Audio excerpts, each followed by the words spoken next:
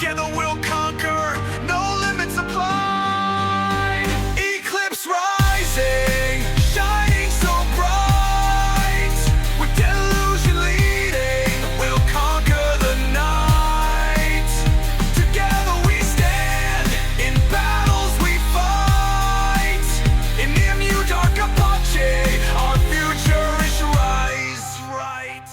Going on, everybody? I am Delusions, and today we are going to talk about Arena Coins prioritization. Now, this is going to be speculative upon everybody's playstyle, but this is how I go into every arena season. Um, this is the mindset that I have while I progress.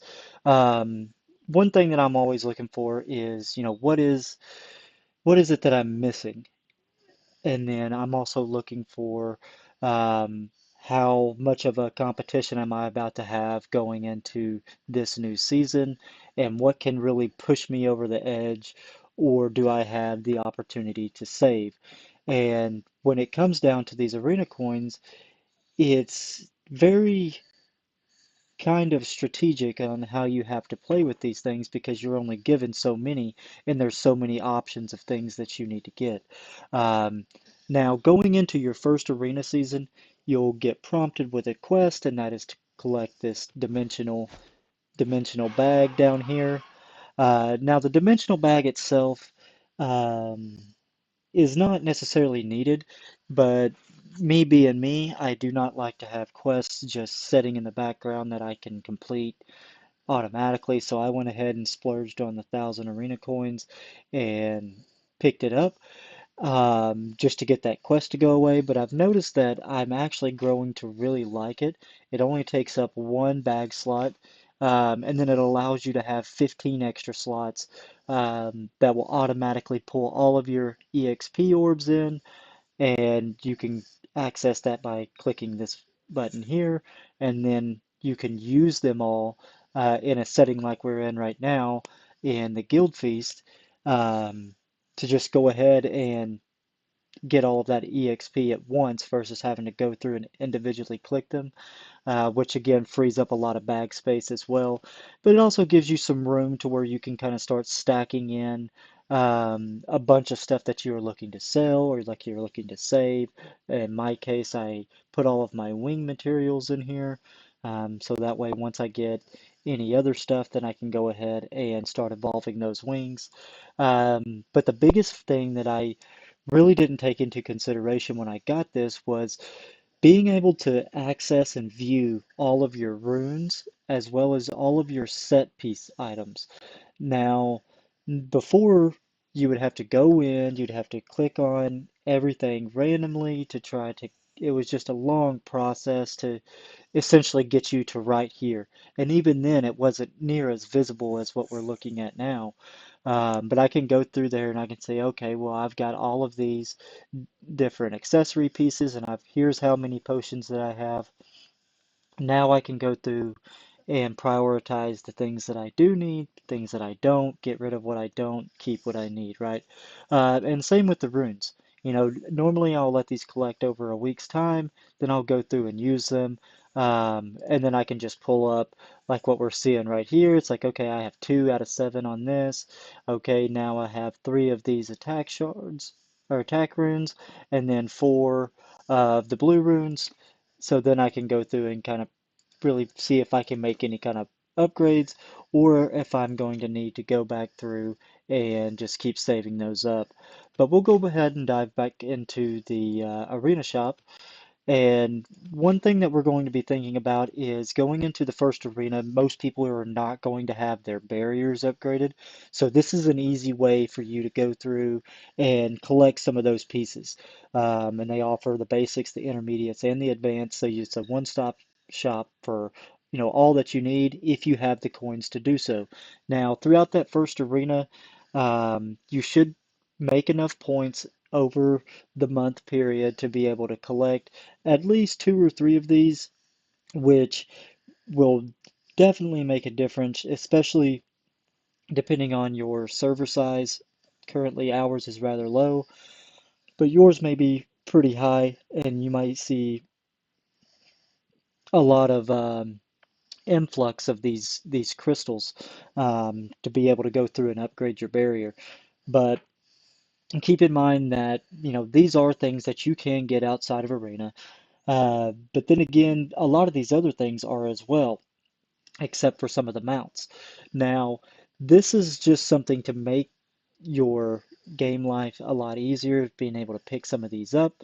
I would not recommend getting the Pattern of the Sage, just because you get those in any perfect convoy that you do on the gold chest.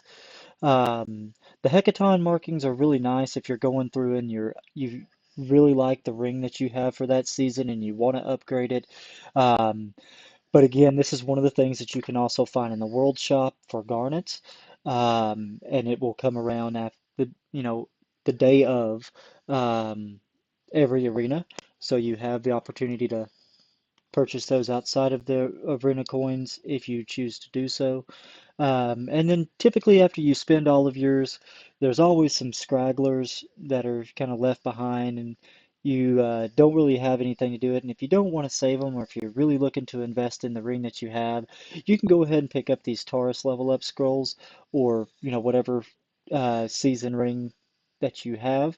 You can usually get around 137. I don't know if it goes higher or lower, but that seems to be the standard for the past couple ones that we've done.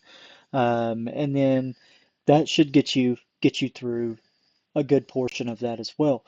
Now, if you're finding yourself like me, like I've got two rings that I have not upgraded all the way, now I can come back through and buy up all of these Starlight level up scrolls if I needed to. Um, or pick up some of these soul stones.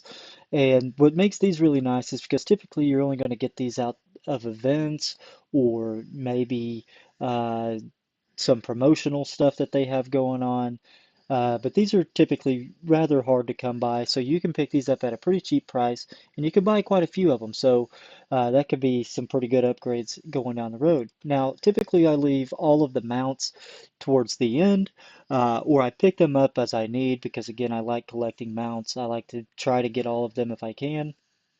Um, but some of them do require a lot of investment. As you can see, we have this Soul of Leha for 8,750, and then you have the evolution of that for 10,000.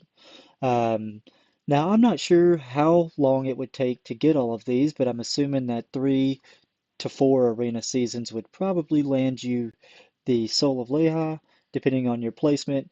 Um, and then this one here, you're looking at probably 5 or 6 arena seasons to get through there. So within a 10-month period, you should be able to have these if you are saving up all of your coins. But again, pick these up as you see fit. But going into the arena, I would probably prioritize going for your braviary or your barrier crystals in general. And then again, depending on if you have a good ring that works well for your build, go ahead and pick up the Hecaton markings as well as some of your Taurus level up scrolls and potentially some of these if you have it unlocked already. And then just use your mounts as more of a long-term goal that you hope to achieve. So if you're spending a little, saving quite a bit, you could extend that time out and, inevitably pick up a little bit of everything in the end. Like for instance, I was able to save what I had left over from last season, and I bought this little green frog here, which all of these have some really great attributes and benefits. But I think that is a good basis to start out with when it comes down to the arena coins. But if you have any questions, if you'd like to see more, if you'd like me to cover some other aspects of the arena, please feel free to let me know. Drop a comment down there. And don't forget to like and subscribe to keep up with the content that I release. And with that, I am Delusions, and I'm out.